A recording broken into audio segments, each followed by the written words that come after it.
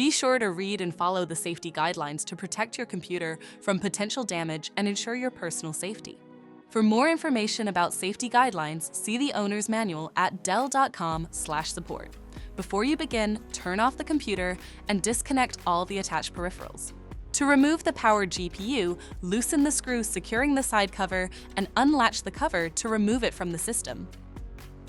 Identify the powered GPU and disconnect the cables. Remove the latches to lift the GPU out of the system.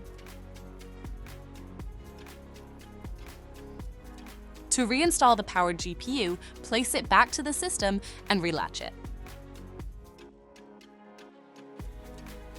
Reconnect the cables. Relatch the side cover and install the screw to secure it. For more information about your Dell system, visit dell.com/support.